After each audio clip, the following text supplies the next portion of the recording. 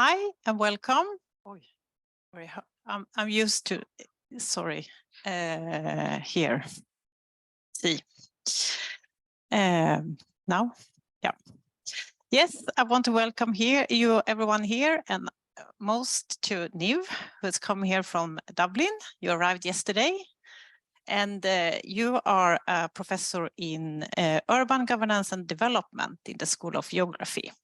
And you're also the deputy college principal in UCD, right? Yes.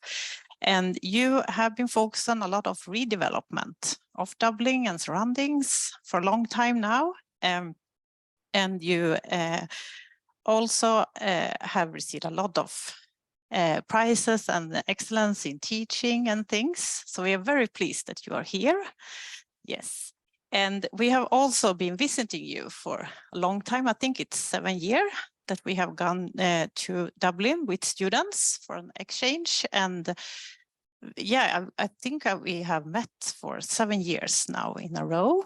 So we are very pleased that you could come to us and visit us. And you will talk about a place-based turn that have developed the last years, both in Ireland and also in other countries, I would say, in Europe. And you have been looking into this into Dublin City and surroundings, right? Outside as well. Yes, so please, Niamh. Great. Thank you very much, Christina, for that warm welcome. I'm absolutely delighted to be here and ashamed to say that it's my first time in Sweden.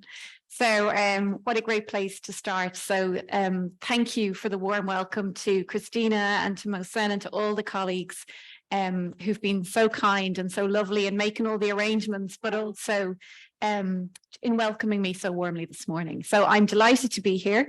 As Christina said, we have a long history together, and we've worked putting research proposals together with other colleagues here as well in the room.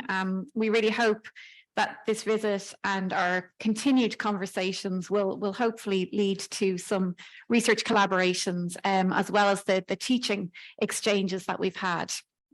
So I am going to talk today about place-based approaches to sustainable and just urban and regional development. If there are any questions, or if I'm using terms that you are not familiar with, please just stop me, ask a question if you're online, and I'd be more than happy to make any clarifications. What I'm going to do is think a little bit. I'm quite a practical person. So while theory is great, I also like to see theory and ideas put into practice and to think about how we can take ideas from the ground and feed them back into policy. So how can we actually have that kind of continual conversation flow between the academics, practitioners, communities, and policymakers? And that's really what you're going to see through the presentation today. So just for a little bit of background, one of the big arguments that I would make is that tackling the major societal challenges, whether that's housing crises, climate action, sustainability more broadly, whatever it is, we need to be thinking in new ways. So we need to have creative mindsets, methods, and policy, and that means we need to be open to new ideas. And also, I'm a very firm believer, and again, you will see this through the presentation, that we need to broaden how we think about who should be involved in making those decisions and in developing those policies and in developing innovative ways of doing things. One of the big things that we're starting to notice, and one of the things that I'm quite conscious about when we hear talk about climate action and sustainability, is that very often we get very caught up in the environmental focus of that. And we think about how can we transition to a low carbon economy? How can we get to net zero? Without necessarily thinking through the broader dimensions of sustainability, and in particular the social dimensions of sustainability that can be impacted. So what the research I'm interested in is really about thinking, if we're going to make these transitions that are fundamentally good for the environment, we have to be so conscious that we don't do it in a way that actually entrenches inequalities that already exist, social inequalities.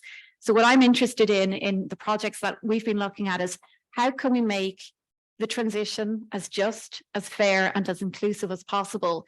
And my big argument, I suppose, is that we need to understand places better in order to do that, because then we can really identify what the needs of particular places are, but also what potential exists there to do things in new ways. So what I'm hoping to focus on, I am buzzing a little bit. We'll just move this. What I'm hoping to do today is to think about the broad kind of conceptual framework for this, which is around place-based policies. And as geographers and planners, this is nothing new to us, but as academics from other disciplines, this is a brand new thing, looking at place. So it's really interesting to see how fundamentally geographic concepts are really playing into how policymakers are beginning to think, how practitioners, how communities are becoming more focused on addressing challenges. So I'm going to talk a little bit about the literature there. What we would consider to be elements of a place-based approach, myself and my colleagues who've done some work on this over the last few years, what should we be looking at in taking this place-based approach to thinking about climate action and transition and sustainability?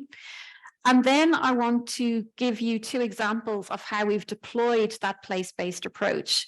One is from a Dublin-based project, which was called Mapping Green Dublin, which focused on green infrastructure and the provision or lack of provision of green infrastructure within a particular fairly disadvantaged community within Dublin. And then the second one I want to talk about is I want to take this broader regional focus and to think a little bit about how the transition that we need to go through varies hugely depending on where you are, and that actually some of the places that face the strongest need for transition are actually places which have been traditionally, if you like, left behind by policy. So I really want to think a little bit about that and show you what we've been working on in that second example. And then I'm going to try and draw them together at the end through identifying some lessons for how we might be a bit more creative in our mindsets in terms of developing policy and putting it into practice in ways that achieve broad environmental and social sustainability. So just the foundation blocks, there's a lot of text on this screen. I've shared a PDF with Christina. So particularly for any students in the room, please do not feel like you need to take down all the text because you don't. You can get the PDFs and just enjoy listening. There's a big push in the literature in urban and regional development in recent years to think about regional development beyond the metropolis. So there's been quite a focus over, I would say, the last 2 decades on big cities, metropolitanization, metropolitan governance, when mayors rule the world, very much focused on that idea that the metropolis is where it's at. And what I'm really interested in is thinking, drawing on some of the literature that's now arguing that if we want more balanced regional development, we need to think beyond the metropolis. It's not enough to invest all our resources in our big cities and expect trickle-down economics to sort everywhere else out. That we need to be really focused in on smaller places and places that are not just these big metropolitan areas. And the reason for that is that it's the individual histories of those other kinds of places that shape the kinds of transitions that are needed, but also the kinds of transitions that are possible in different places. And one of the ways to try and get greater community and buy-in to, if what you want to call a green agenda, is to look at not just knocking communities for what they're doing, but trying to identify the existing skills and capacities that can be built on within those communities that can actually deliver on this new Green Deal, as the EU language puts it. And in order to do that, we need to make sure that we have the appropriate institutional structures and investment in those areas. And very often what works in a big city is not what will work in a smaller town or rural area beyond those large metropolitan areas. So that's one kind of body of literature that we're drawing on. The other thing that's become quite relevant in recent years is this idea around co-creation. Now, there is a lot of debate and discussion in the literature around participation and community participation and planning, and I'm sure many of you are aware of the debates. You know, is it just tokenistic? Is it meaningful? all of those debates. But there's been this big kind of idea that what we need to do is actually recognize and harness the potential of communities themselves, who know better than anybody else what their needs may be, to develop meaningful consultation and co-creation processes that actually acknowledge the values of place attachment. So it's not about helicoptering in solutions from outside, but trying to find mechanisms within planning and within how we do planning to try and enable local needs to be identified, come up with solutions that have high social and cultural value, because if we do that, then you've got community buy-in right from the start. So it's no longer in the realm of the mayor being responsible for delivery, but moving towards this lower carbon economy actually becomes everybody's responsibility, and buy-in is what you get. And then the third kind of set of literature that I'm interested in is literature on community well-being, community development, and increasingly rural transitions. Because in this world where it's very difficult to draw distinctions between the urban and the rural, well, in Ireland it is. In Sweden it might be a little bit easier given your physical geography. In Ireland, it's so difficult to draw those kind of rural urban binaries, even looking at how areas are connected. So nowhere is an island in this connected world anymore. So we need to be thinking about how communities operate in those settings, how well-being is measured, how it's looked at, how it's monitored. And there's a lot of work in the UK going on in this in relation to things like the foundational economy. So this is looking at what are those baseline services that every community needs to sustain its well-being. And actually COVID gave this kind of body of literature a really good boost, because for countries that went into quite significant lockdowns, only essential services were allowed to remain open. And that gives us a very good insight into the kind of base economy that's needed for the rest of society to be able to flourish. So this foundational economy idea is something that's growing quite significantly in some places. The other thing is to think about community well-being in terms of this idea of just transitions and just outcomes. By thinking about communities as individual or unique units of study. So acknowledging that not everywhere is the same, that there will be different well-being dimensions in different places, and that we need to think about these.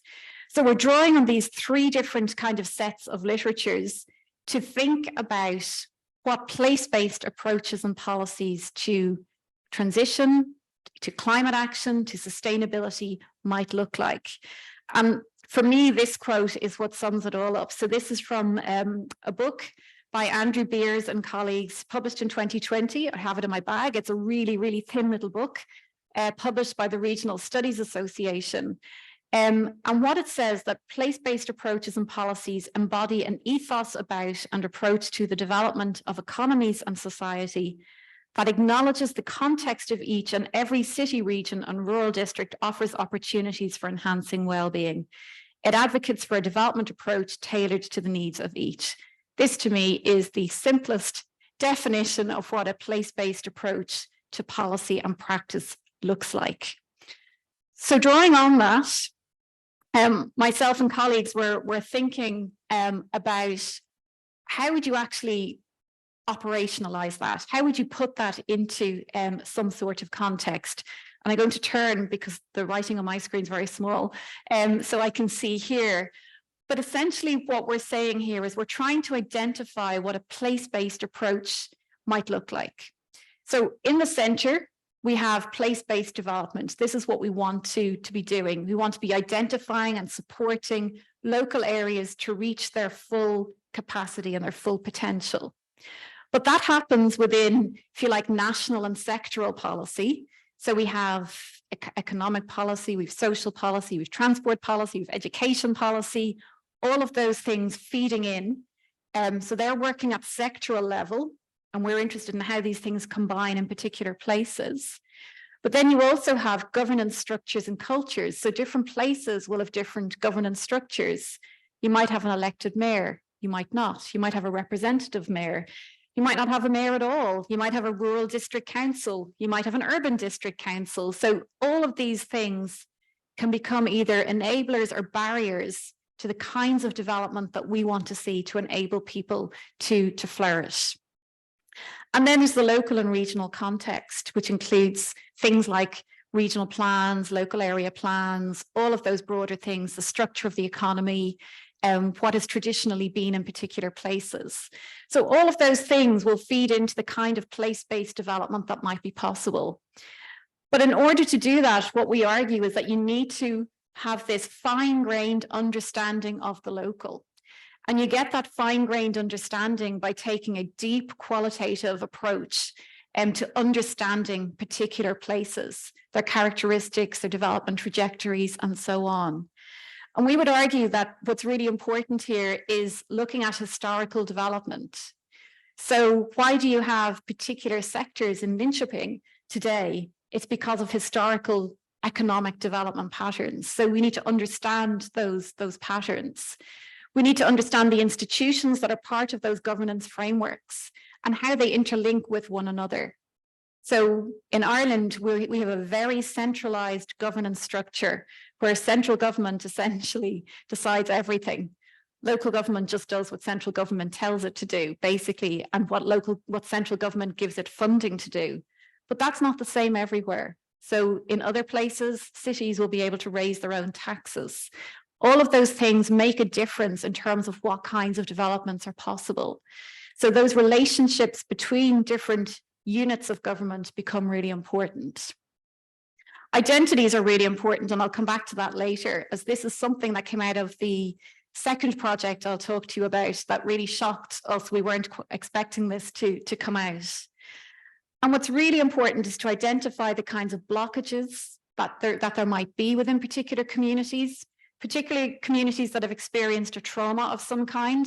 And that sounds very dramatic, but I'll explain what I mean by that later.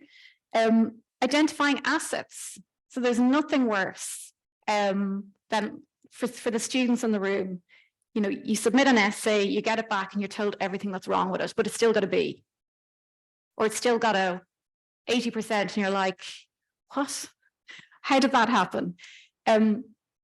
It's the same. You want acknowledgement of what you did well or what you're doing well as the kind of constructive and critical feedback. And it's the same here. We should be identifying not just the deficits in places that need to be fixed or the things that are wrong that need to be fixed, but identifying what assets might be there that can actually be harnessed to enable the changes that we want to see in particular places to make them more sustainable. And then cultural and other ties. And again, we'll come to that under the issue of identity in just a while. So our argument is that if you can really understand the local areas under these kind of categories or ideas, and they're not exclusive, I'm sure there's things we've missed, understand place-based development as happening within this broader context, then the potential outcomes that you might get from this are things like greater spatial equity, more balanced regional development between different regions. Again, Ireland has this very diverse, very different experience of development around the Dublin capital region compared to the Northwest region, which is more remote. I know from doing some previous work with ESPON in Europe that Sweden has similar regional differences in terms of development. By looking at this kind of way, identifying assets and capabilities within communities, you can actually help develop an enhanced sense of well-being, community well-being as well as individual well-being, contribute to environmental health, economic vitality, and lead to this just transition. Yeah, we have a question.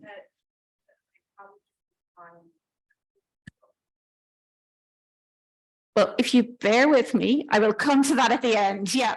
Because what I want to talk about at the end is well-being frameworks as a way of thinking, as a policy innovation, maybe that might lead us here. So if the question's still not answered at the end, I'll come back to it. Okay, thank you. Okay, so I guess what I'm trying to argue here is that by taking this place-based approach to just transition and climate action and sustainability, do we have the opportunity here to also balance historical spatial inequities? And that's a question that is something that runs through the two case studies that I'm going to move to in just a second. So in terms of thinking about an approach, or how would you actually go about doing this with particular communities? One of the things that we've done in the two projects that I'm going to talk about is taken this capabilities approach. So this is an approach that was developed by Amartya Sen over many decades to try and help us frame our understanding of just transitions.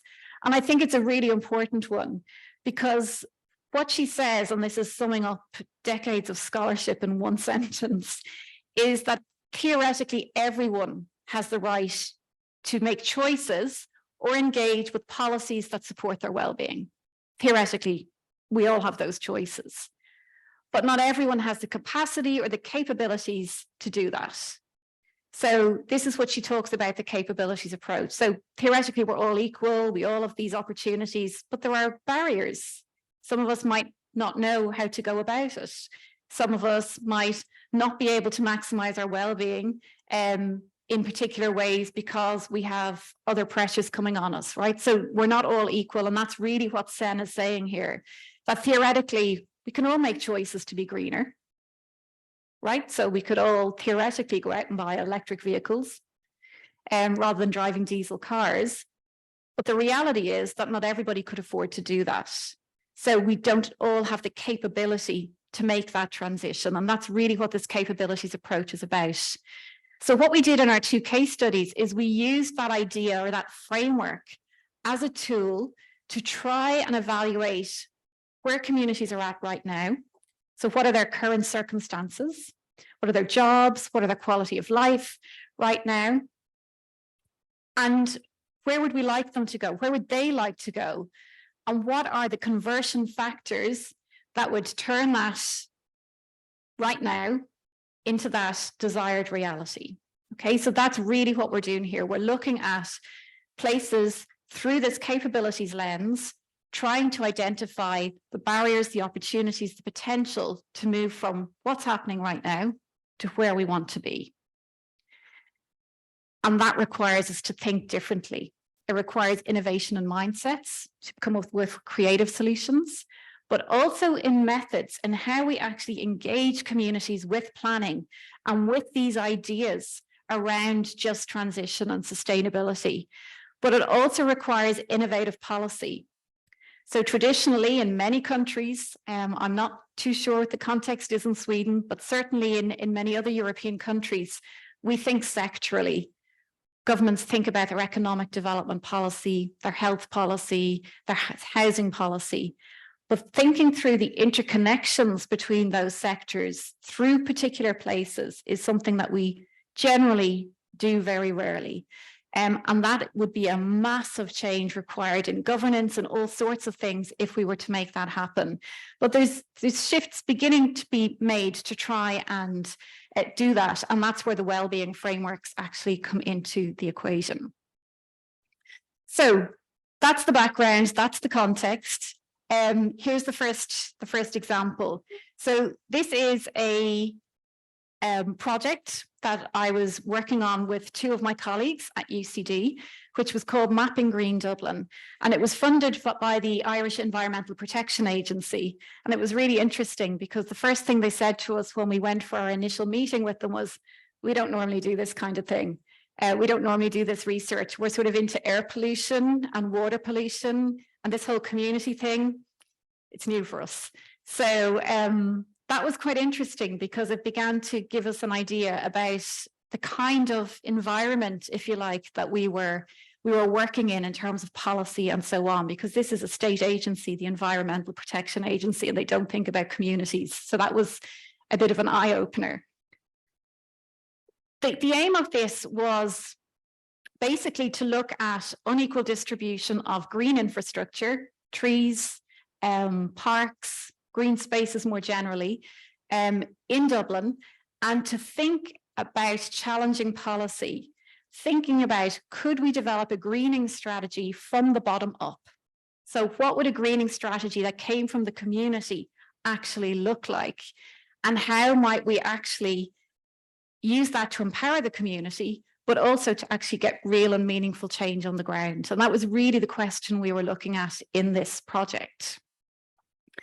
We had a number of steps. So we took a co-creation approach to this, where we were really deeply embedded in a community. We had a researcher working on this for 2 years who spent almost a year with the community, living, observing, trying to understand the dynamics of the community before we went anywhere near a focus group or a workshop.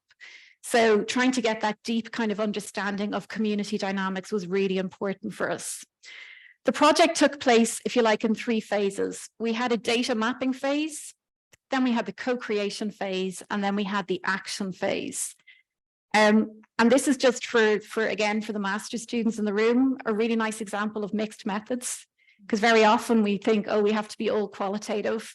I'm a qualitative researcher, but my partner on this was a full-on climate scientist, quantitative person.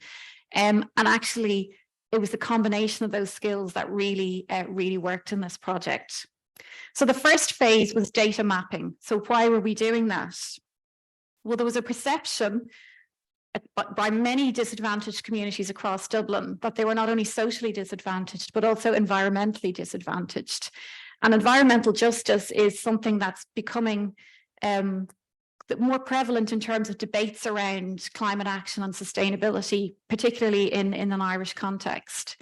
So what we wanted to do was the first step, map the data, figure out whether those perceptions were correct or not, okay, because we needed this scientific data basis to do this project. So the question was Green Dublin. So what's the problem? Is there a problem? And what my colleague Gerald did was he mapped all the trees across Dublin city centre. And this is just a snapshot of one part of the city centre. But what you can see quite clearly here is that there is a very significant spatial inequity in the location of trees. And when you map this across the city, you find this more generally. The table in the centre shows the mean percentage tree cover in the city centre compared with other cities across Europe. So this was a sample taken within a 1 kilometre radius of the city, looking at the percentage of tree cover. And you can see that Dublin is, other than Belfast, Dublin is the lowest percentage of tree cover compared to the other cities that you see on that chart. I noticed Stockholm isn't on there, or any other Swedish city. So apologies for that. I'll blame that on Gerald, it's his data. Why is this important? It's important because we know from the World Health Organization and from other academic work that has been done that access to green space is positively correlated with better physical and mental health. So our argument here is this deficit of greenery, green space, green infrastructure, it's spatially unequal across the city. And what we were interested in doing is trying to understand whether that green spatial inequity, if that's what you want to call it, is correlated with other forms of spatial inequity within the city centre as well. And then thinking about that. Yeah. Not really, although that is Gerald's core part of his thesis.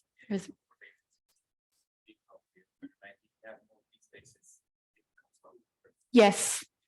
US has been quite a lot of studies that's made on the poverty in cities, and where I found these inequalities in the Black communities, and yeah, it's also very much warm.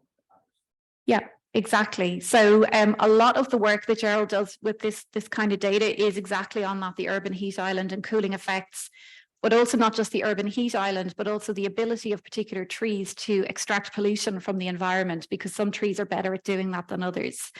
But for this, we didn't focus on the heat island, but we did focus on the tree canopy cover as pollutant removal within this particular project. So that leads me very nicely onto the next slide, which is basically what we did was we mapped the ratio of tree per resident across the city in these, broke the city up into these cells for the purpose of mapping. And where you see the red and the orange, that is where there is a low ratio of trees per person, or a very high ratio of people per tree.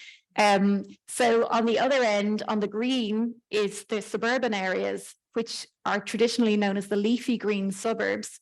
And this data completely verifies that sort of general perception that people have. But what we found in Dublin was that areas of low tree density also correlated with areas that carry a higher traffic burden as throughways from suburbs into the city centre.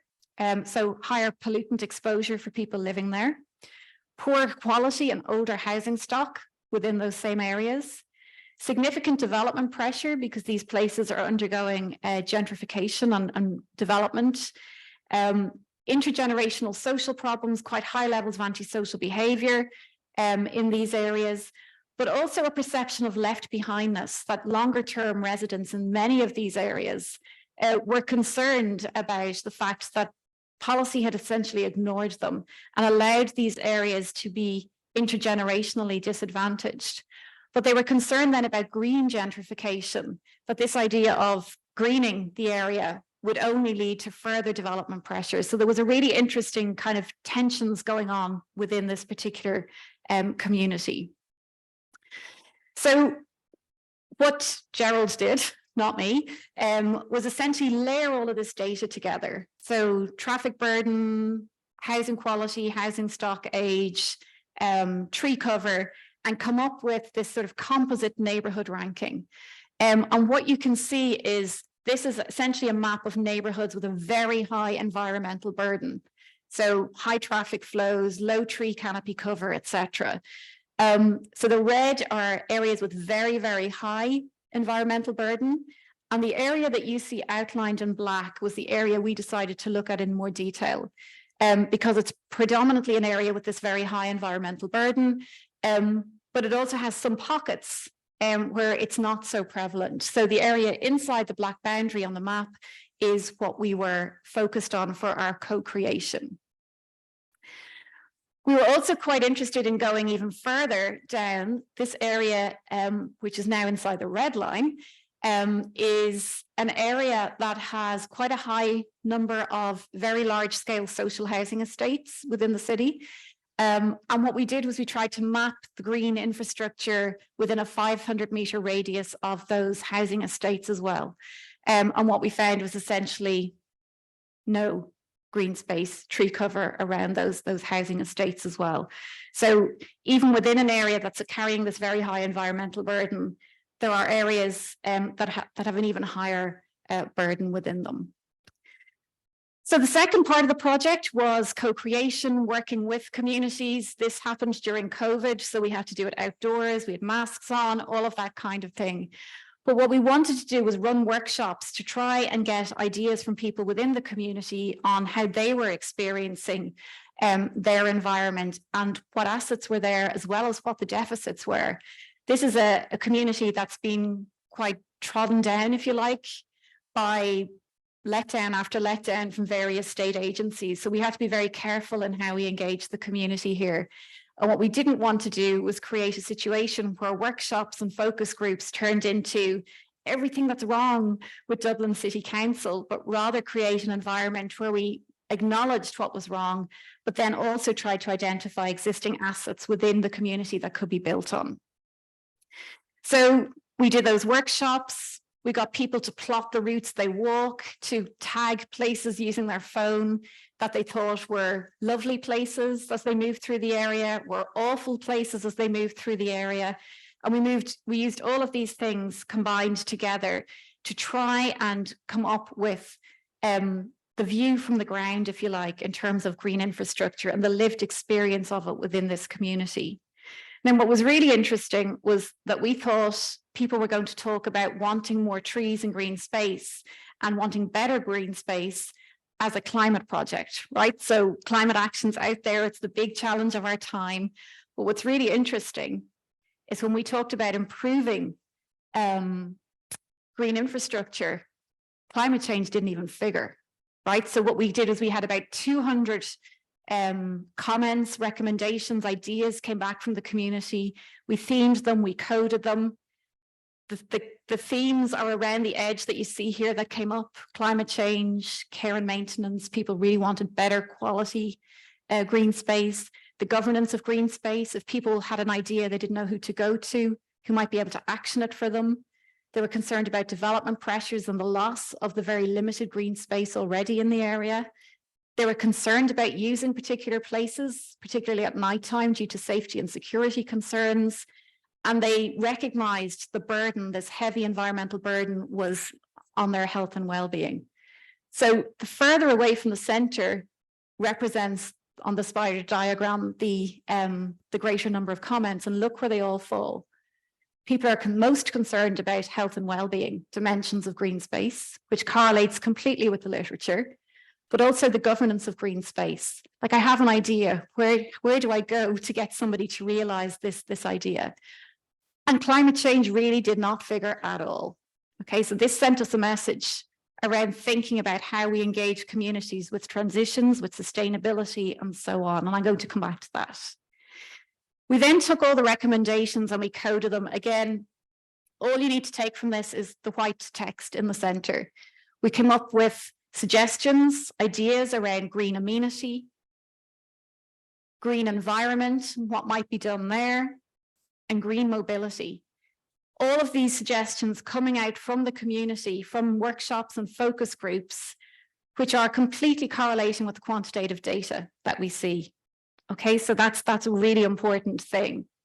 We then spoke to policymakers and practitioners, and we talked to them and we showed them the community recommendations.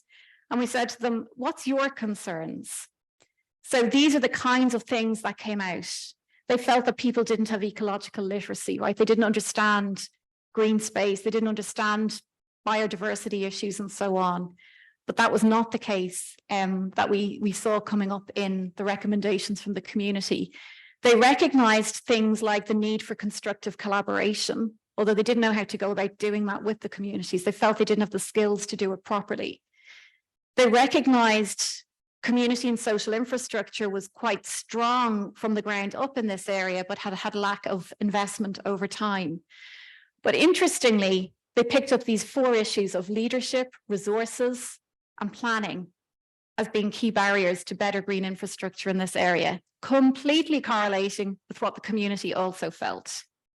So interestingly, we found ourselves in the situation where we became a bridge between the community and the local authorities and planners and so on. So it was an interesting position to find ourselves in, which we did not expect as academics. But basically from that came a number of recommendations around private gardens, thinking about them as green infrastructure and how that might work, about having to think about coordinating planning. Instead of the Parks Department looking after green space and planners looking after planning, why isn't there more integrated approaches to doing certain things? So we came up with 11 recommendations from the community, including the creation of a community greening forum, a neighbourhood forum that would have recognition by policymakers and planners, but open to anyone who wants to become involved.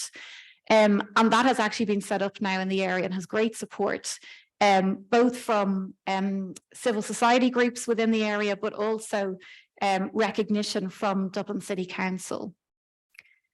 So what is the key learning from this project? Well, I think one of the things that really struck me most heavily from this is that spider diagram. That if we're to learn from this project, climate action and environmental sustainability are not immediate priorities for many communities who face structural inequalities that go back decades and challenging everyday circumstances. So if you're most concerned about keeping your child out of crime, then really you're not thinking about climate action in 30 years' time. So there was a really interesting learning came out from that. If health, well-being, safety is of concern, then climate action goes way down the agenda of what's most important to you. So in vulnerable communities, pressing human and everyday concerns such as health, well-being, safety, and care are the key priority. So there's a lesson here for us in how we frame climate action and sustainability. What's also really important, I think, and what came out of this was empowering communities to constructively engage with planners and policymakers was key. So we worked with the community to develop a strategy that looked like a traditional planning strategy in terms of when the planners saw it, they recognized it, they could engage with it. And that can be really important as a way to engage professionals with, if you like, and I don't like using this term, but credible community input. Okay, so it's about sort of trying to figure out ways for constructive collaboration. And then what was really important was through the identification of what matters to communities in their place, pathways to more abstract notions of sustainability and climate action can be found. So if we went about addressing those issues around health and safety and quality of life, we're also hitting climate action goals in terms of reducing heat in the heat island and so on. So this really framed the thinking for our second project, which was basically taking a very similar approach, applying it somewhere else and seeing what came from that. So the second project was outside Dublin. We had 3 case study areas outside Dublin, and I'll just show them to you in just a second. But this was a different piece of research because it was commissioned by the National Economic and Social Council, which is an advisory body to the Irish Prime Minister. Okay, so this is a body that commissions research on issues of, if you like, political and governance importance. So we were commissioned to do this research paper, which was broadly called Exploring Place-Based Opportunities for Policy and Practice in Transition. So we started off using the learnings from the Mapping Green Dublin project and saying, if this is place-based, we've got to start by acknowledging the territorial base, okay, or the characteristics of this particular place. So we were asked to do a number of case studies in different parts of Ireland. So the first thing that we had to do was understand how different territories operate at different scales. So the 3 places we took were quite different. We also recognized from learning from Mapping Green Dublin that we need to understand and appreciate community assets and opportunities and how places connect to one another and the dynamics of place. We took some of the areas that we were interested in for this project were areas of lagging regional development. So one of the areas we had was in the northwest of Ireland, which the EU downgraded to an area in transition quite recently for funding purposes. So this is an area, a region within Europe that's actually going backwards in terms of cohesion policy. And that was important for us. Because what we began to see as we looked at some of this data is that areas of historic underinvestment or those that have lagged behind for a variety of reasons actually face the greatest transitions because they tend to be agricultural communities, peat harvesting communities, sectors that actually need to make the biggest transitions in terms of climate action and sustainability. And what's happened in these areas is there's a big concern around community capabilities because these areas feel they've been abandoned, they've been left behind, and they've lost a lot of their community capacity to actually innovate and make change. So this was a real concern in this project. And what we wanted to do, particularly because of who this project or this research was being done for, we wanted to show that you could use this idea of a place-based just transition, but only do it really well if you did the inclusive engagement, the kind of approach that we took in the Mapping Green Dublin project. And we broadened our definition of inclusion beyond just those living in an area to include those who work, who own land, who own property and regularly visit an area. And the reason we did that is because we recognized that those groups have potential, have capacity to actually help deliver change in the areas as well as residents that live within them. What we were looking for is these conversion factors.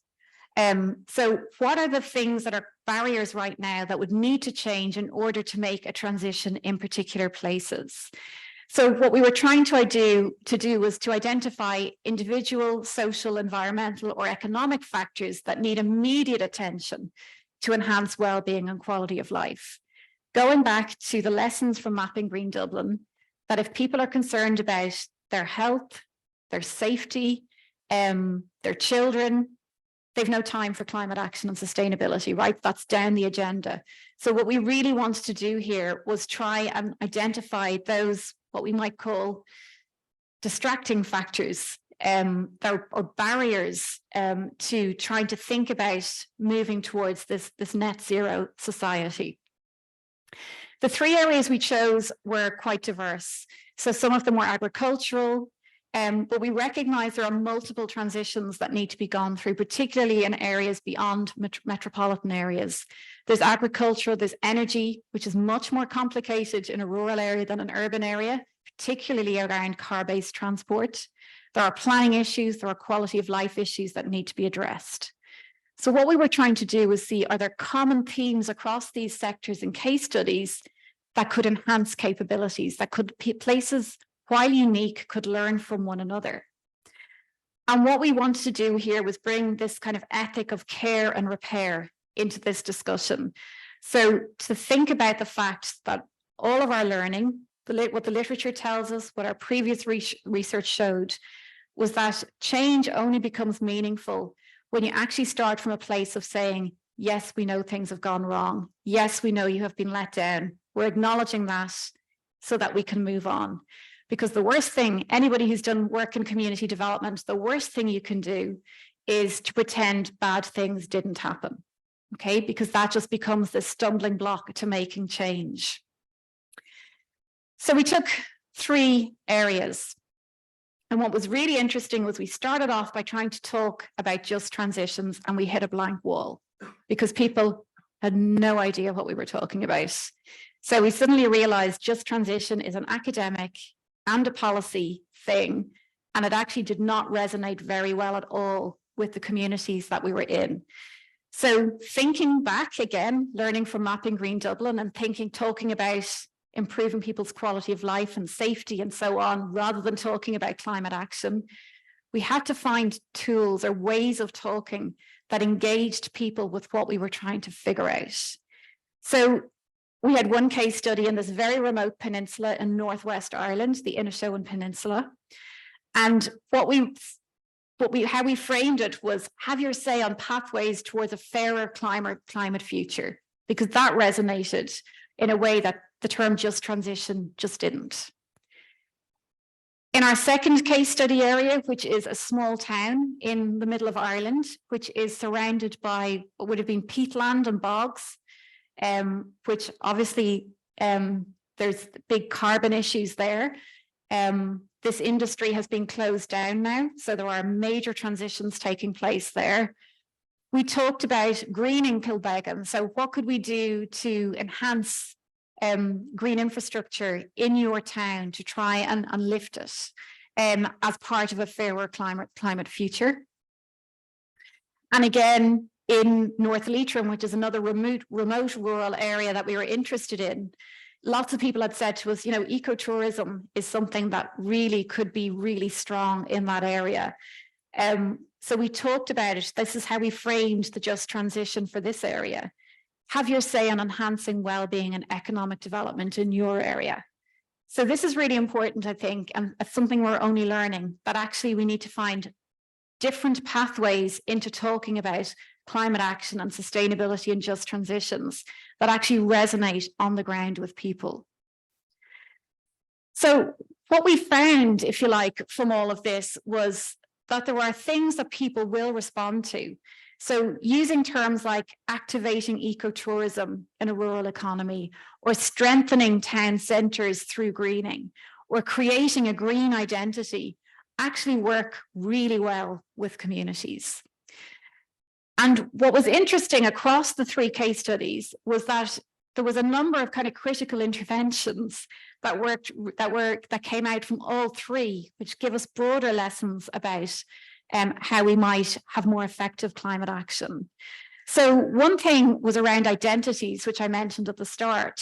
And what was really interesting in one of the case studies we looked at was it was a traditional agricultural area in North Leitrim, very small, almost subsistence style farming.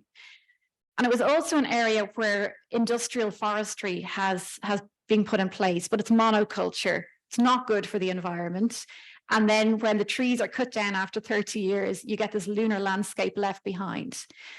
So what was really foremost in people's minds was, how come I'm a subsistence farmer and I'm being told I can't have my cattle herd anymore because they're emitting too much methane? Yet this big company, this investment company, can come in, create this massive forest, cut it down after 30 years, and that's okay. And actually, for me, that made a lot of sense. Right? And what was at stake here was not just the economy. It wasn't just about livelihoods, but these people were saying, farming's part of my identity. I am a farmer. That's who I am. So if you're asking me to give up farming, I can't do that. So that's where we get back to that issue of well-being and identity, and recognizing that in the debates that we're having on just transitions and climate action and sustainability. It's about emotion as much as economy.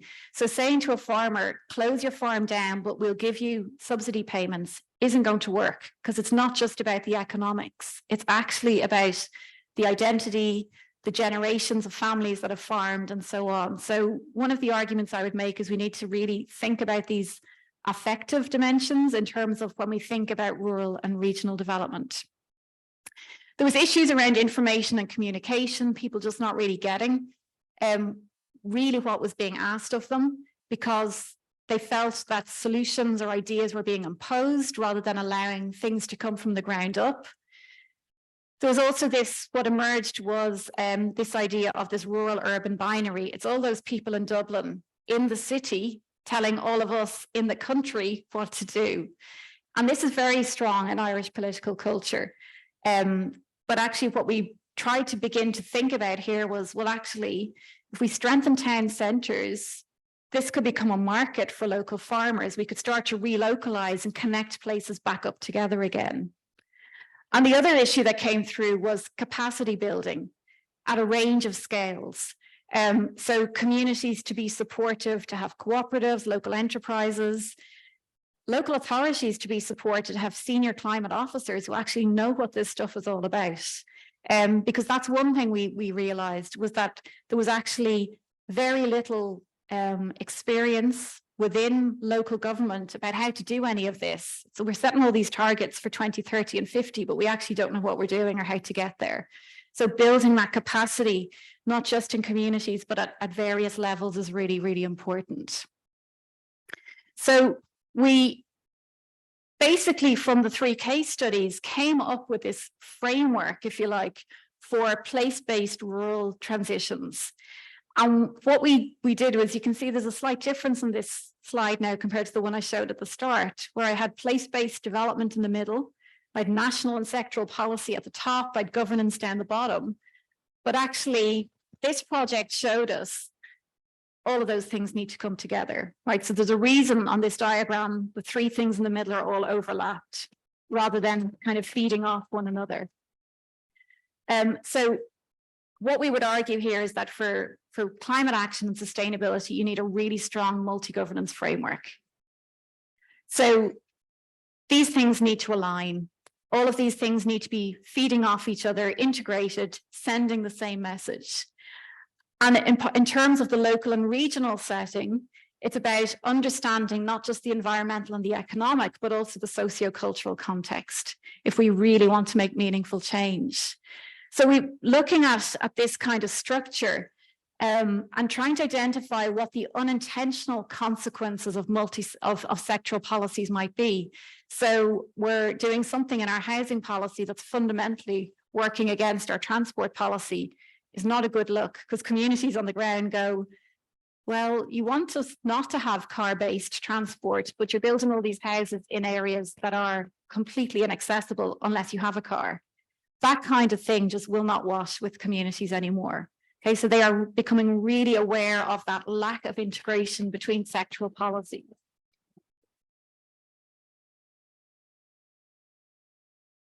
Okay, so drawing to a close, what are the lessons for more effective planning, policy and practice that I think we can take from some of this?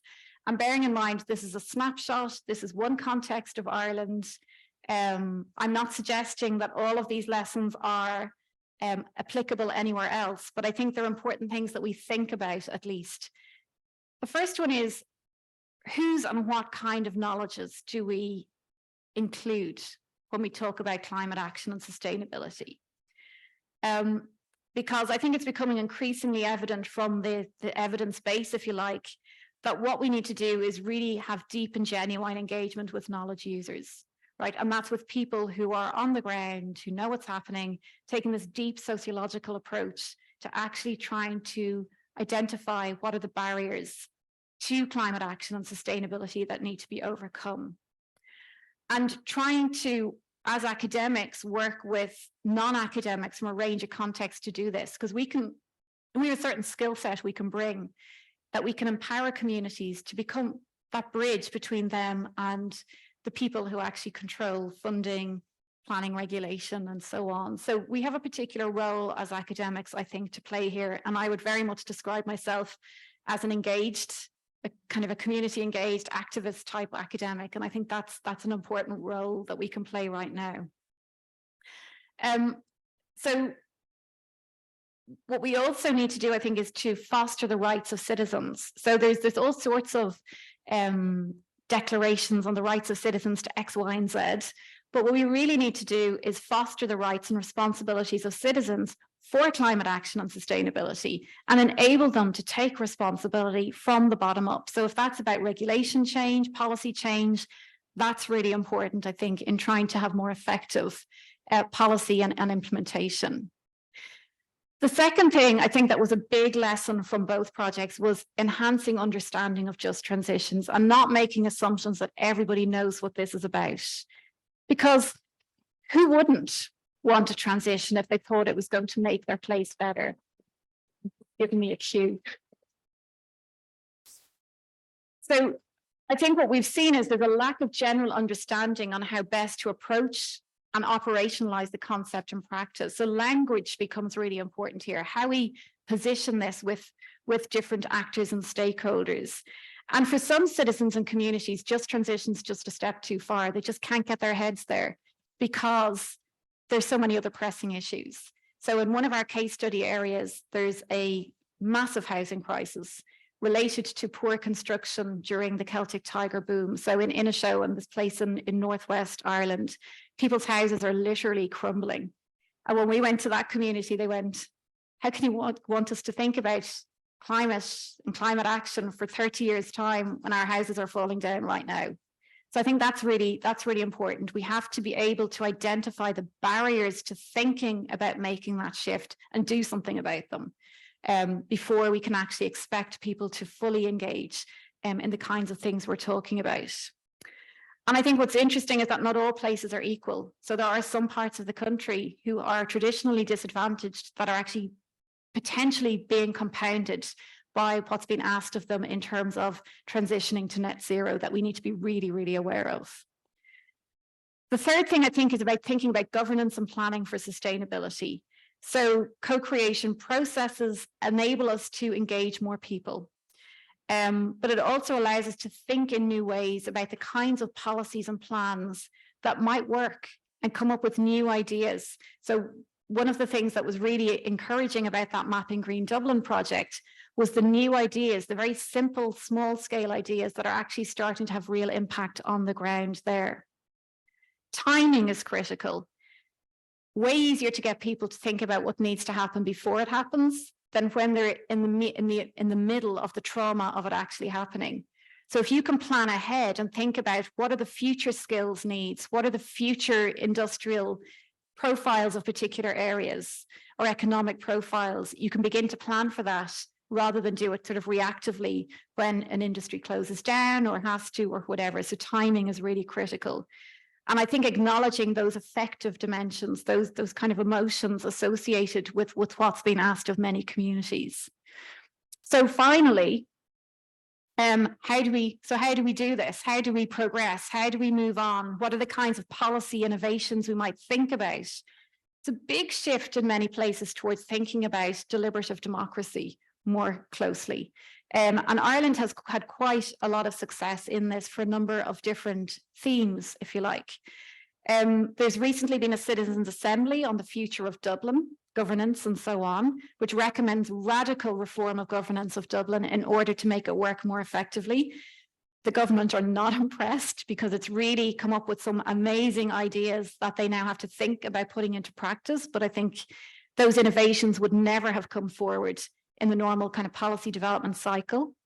We've also just in the last 2 weeks had a Citizens Assembly on Biodiversity report just published, which has come up with some really interesting recommendations. And what both of these show is that actually society and communities are way ahead of policy on this in some instances. So that's something to think about. Are they kind of policy innovations that can actually drive more effective and quicker change? The other thing is this well-being focus that's becoming central in different places. Wales in the UK has really been a leader on this. They have had this act in place called the Wellbeing of Future Generations Act since 2015, which sits over all of the other policies. So it's almost like they have to be well-being checked, if you like, as they're in development. And they have a Future Generations Commissioner, which is a fully public role, which scrutinises policies as they're coming through. In Scotland, they have something similar in the National Performance Framework. In Sweden, I did a little bit of research. You have the new measures for prosperity, which is trying to broaden beyond just GDP to measure well-being since 2017, but it is fairly narrow, and that's not me. That's the OECD saying that the Swedish approach is quite narrow and focuses more on agenda setting and policy evaluation, but not on how policy is actually formulated. And in Ireland, we're even behind you, right? So well-being is just in its infancy in Ireland as a way of thinking about policy. And this is the well-being framework that the Irish government have come up with 11 indicators.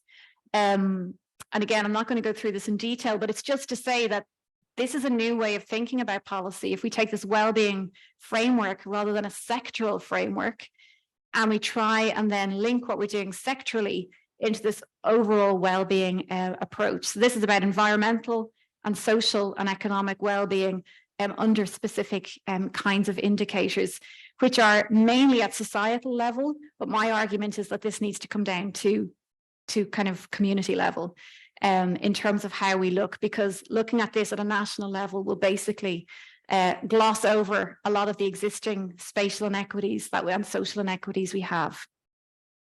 So final slide. What are the kind of reflections on what a place-based sustainable policy and practice might actually look like? Well, I think fundamentally a place-based approach puts quite a strong emphasis on justice. It's because when you start looking at places and differences in places and on people's and society's needs within places, that will then kind of really shine a light on what we need to do to ensure a just transition. So, and it will also help us avoid reinforcing the existing spatial and social inequities that we have and creating new crises in communities that have this feeling of being forgotten or left behind. Meaningful dialogue, drawing in a range of perspectives is what we need for these mindset changes in policy and practice as well. And overcoming the kind of past experiences and enabling innovations is critical. So addressing the affective dimensions. What are the pre-existing stories and traumas within communities and present ones that need to be addressed before we can begin to think about climate action? Investing in capabilities at all levels. So where top down meets bottom up is really important in terms of empowering different groups and different policy actors. And I think we can do this if we take a values-led approach. So if we begin to think, how might we be more inclusive, engaging meaningful partnership, be transparent and accountable, share power and responsibility, which is a very, very big barrier for many state agencies and local governments who are fearful of doing this, quite frankly, based on experience. Empower through capacity building, and that could be capacity building at local government level, at regional government level, or within particular communities through developing their skills, their ecological literacy, their data literacy, and so on.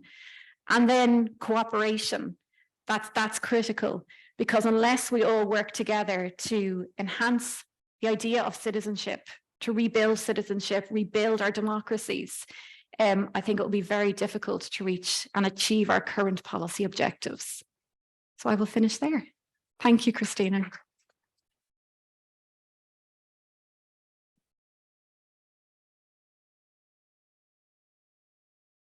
Thank you very much, Niamh. Very interesting talk, and I get so much thinking of this and the inspiration.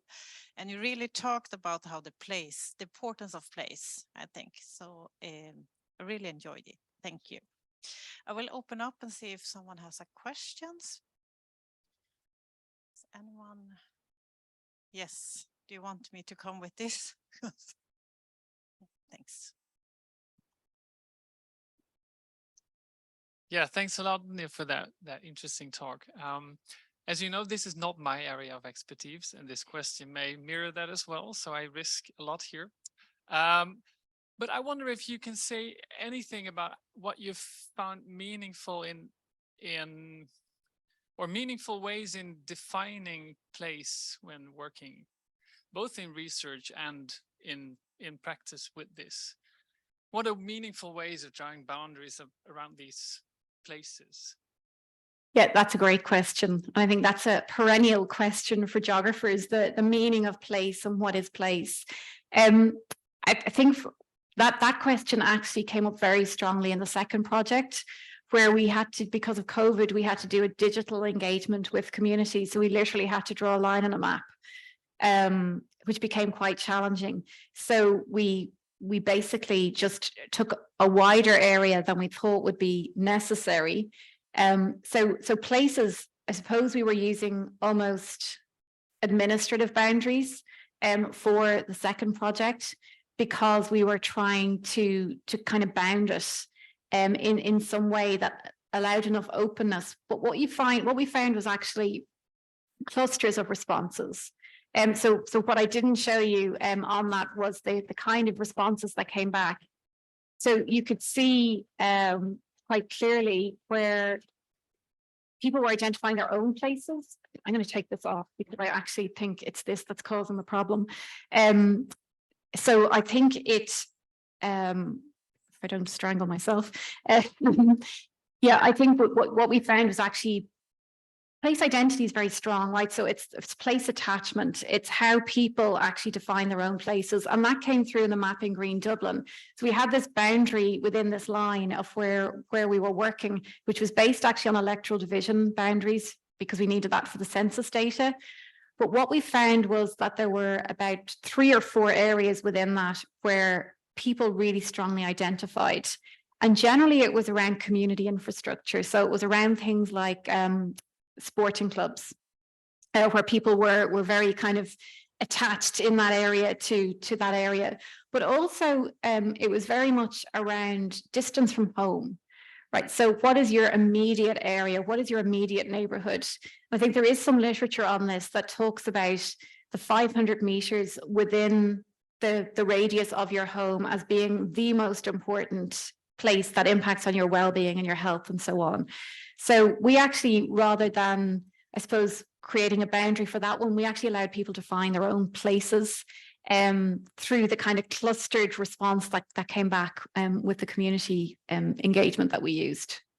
So it's a very vague way of saying we sort of let people do it themselves within limits.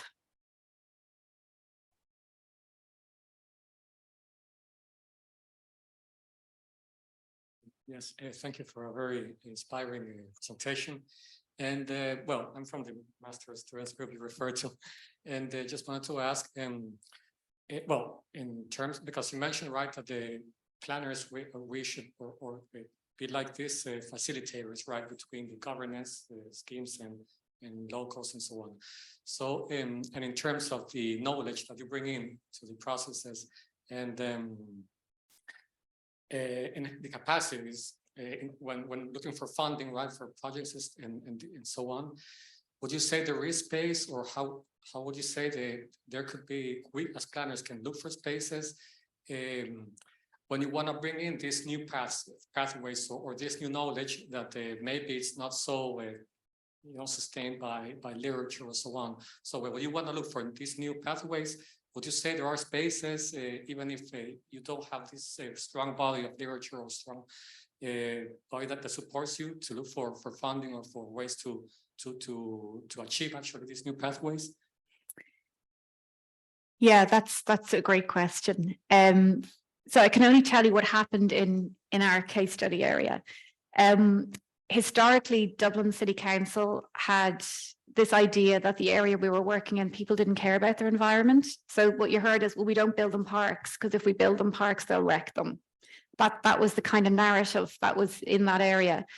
So one of the big outcomes, I think, of the project was breaking down that stereotype that the local government had of that area and the excuses that were being used for not investing in that area. So that was the first step, I think. The second step was in creating the strategy. So the community were so proud, like that strategy, we put it together, as in we made it look nice.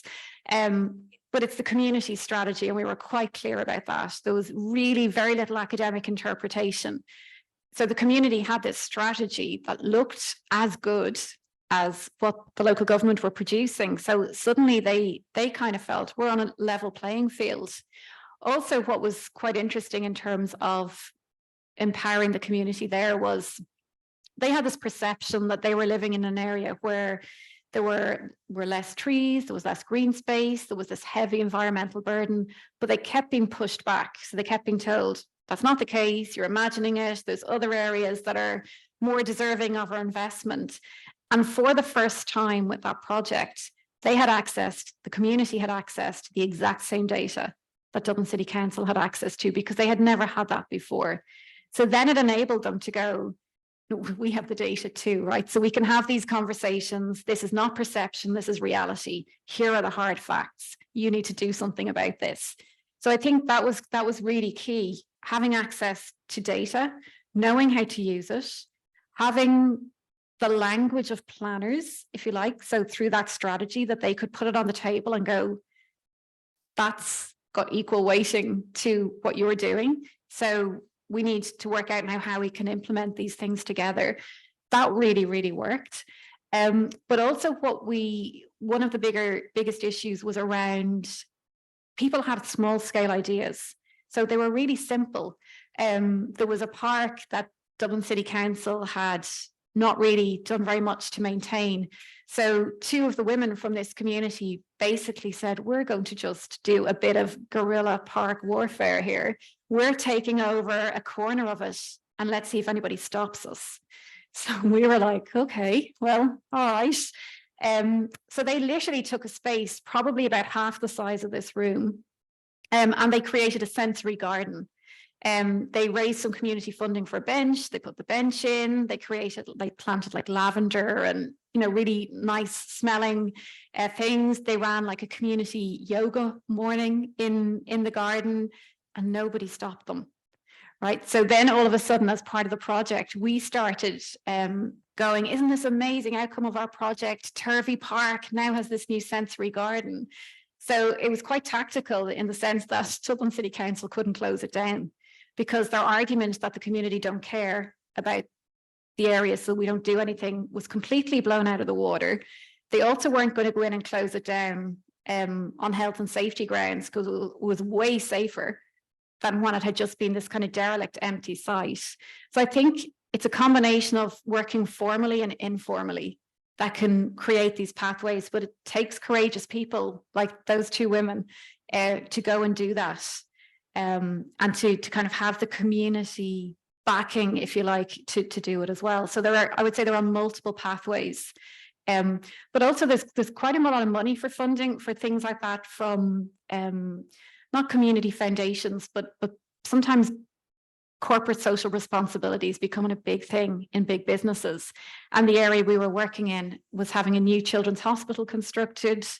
For those of you who like beer, the Guinness Brewery is within that area as well, owned by Diageo, the big multinational.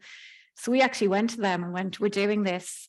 Can you, under your CSO, corporate social responsibility, do you have any funding? Which then enabled the community to, and UCD, our university, asking, actually carried a bit more weight than a couple of people from Dublin 8 rolling up and trying to get a meeting in Diageo. So there's different strategies, I would say, but use them all.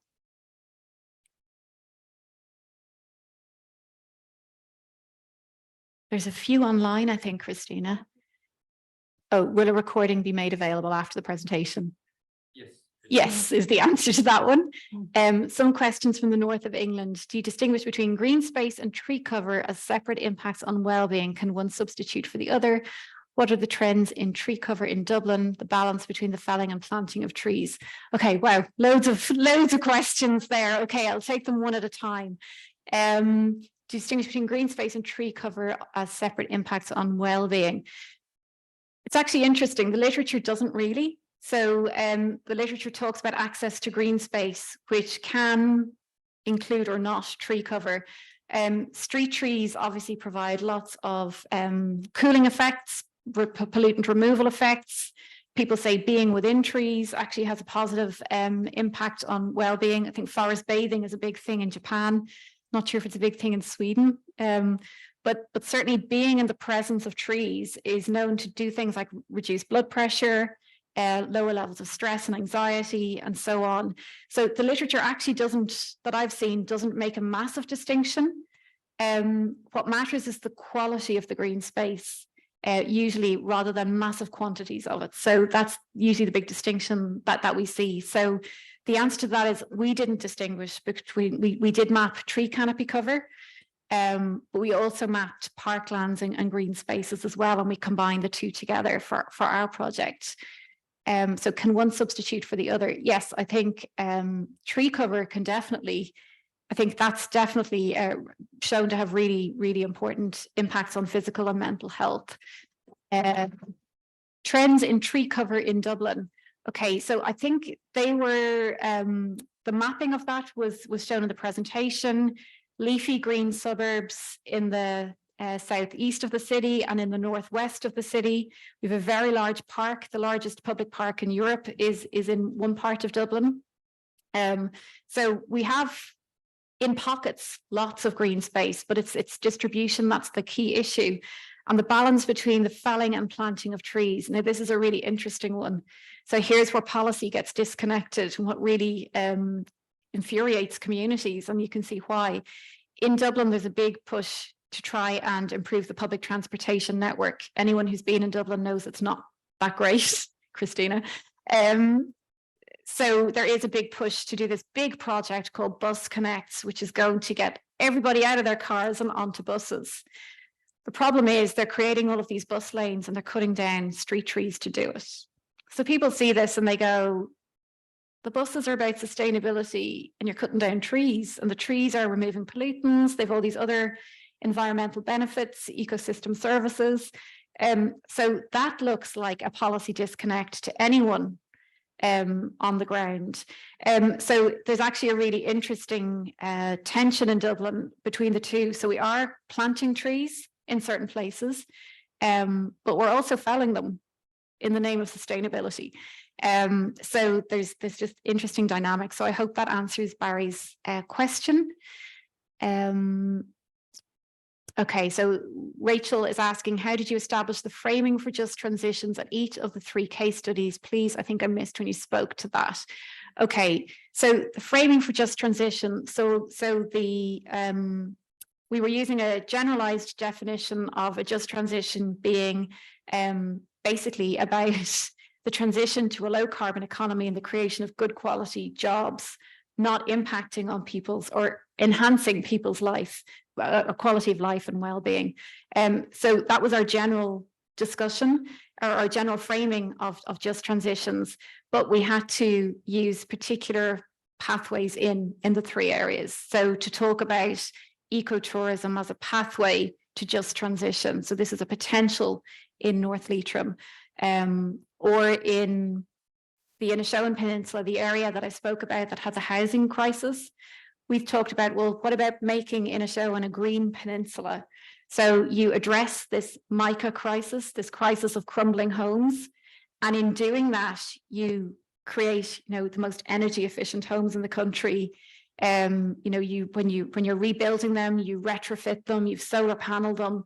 So that was really the kind of, we were trying to use the current crisis and the resolution of that as a way of framing a just transition or a green transition in that case study. So we framed it a little differently in terms of the pathways, because each of those places had different issues that needed to be addressed. And it was taking those barriers and trying to turn them into assets or potential for framing just transition in each of those areas. So I think that's all of the online questions.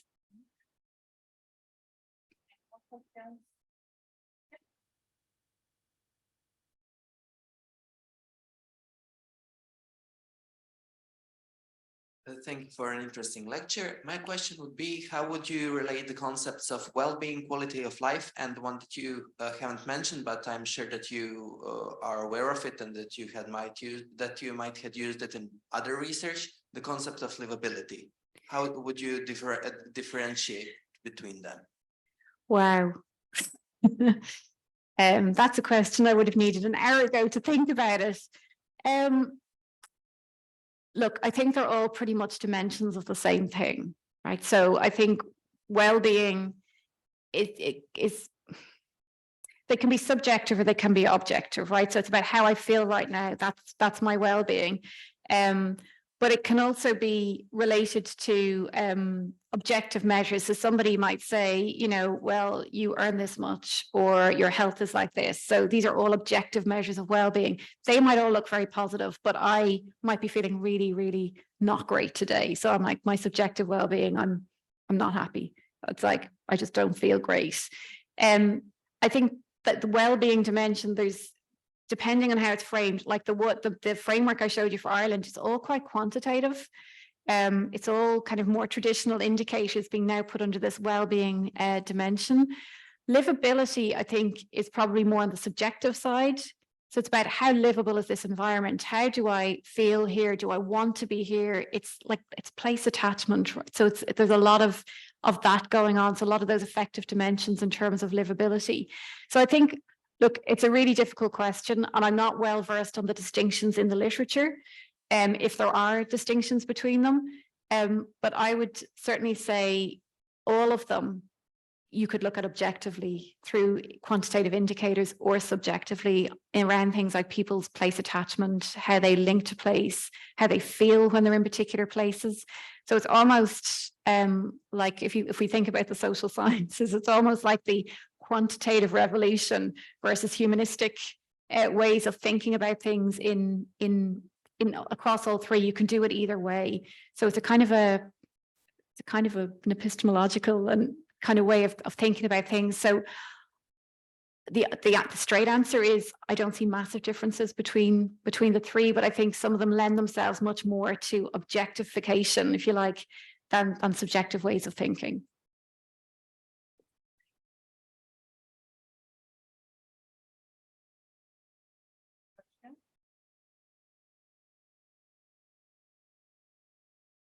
I can ask you one. I was thinking about when you talked about, I thought about a lot about this place identity and this, and also about sense of place. You didn't mention that, but it's of course important, and also about how the planning role and the planners role. Did you talk to the? I didn't really get. Did you talk to the planners about this and how they think about the place around they might not live there, right? Yes. They just work there or might live there. But yeah, do you have any, can you comment on that? Yeah, I think sense of place is this kind of idea of place attachment that we can't, the easiest way to solve the climate crisis would be, to move all the people out of the rural areas into cities and put really sustainable public transport in. That's not going to happen. People are attached to where they live, to their place. It's part of their identity. It's like the farmer issue. So it's not just about being able to do agriculture. It's also about who you are as a person and your attachment to the land. So I think sense of place is really, really strong. In Ireland, planning is a technical, rational practice. So it is generally tends to be a lot about, you know, drawing lines on maps, you know, elect statistics from the Central Statistics Office that go into these fake bounded areas. So actually the issue of sense of place and place attachment doesn't really figure in the kind of planning that we do in Ireland. And I think that's where the Mapping Green Dublin project came in, because the planners were a bit shocked at kind of how much people knew those local knowledges about place based on place attachment and their sense of where they lived, that then were able to feed these kind of new ideas. So I think there's a disjuncture in the Irish context, definitely, between sense of place, place attachment, place identity, and how we actually do planning and the scale at which we do planning. So we have this, so we have city development plans or county development plans. And then underneath that, there can be local area plans, but they're not statutory. So there aren't very many of them. But I think if more planning was done at that local area scale, then these issues of sense of place and place attachment could much more readily feed into the planning process. The way it's structured right now, it's very difficult. There's no place, if you like, for that within the definition of planning in an Irish context. I think that's very interesting, and I also think it's a little bit different from Swedish planning. So I think it differs a little bit because we have more a local planning. Yeah. So yeah, it's very interesting to hear that. Yeah. Part of our centralized system, I think it's really in Ireland, all of the decisions come from Dublin. So that idea of the urban versus rural is also Dublin versus the rest of the country, in people's mindsets, which is really because we lack an effective regional layer of government as well. You're not even getting down to regions. It's all very centralized. It might be the scale of the country, but I know in places like New Zealand, which are also slightly centralized, they also do this kind of local and more regional planning much more effectively than we do. Other than ask questions.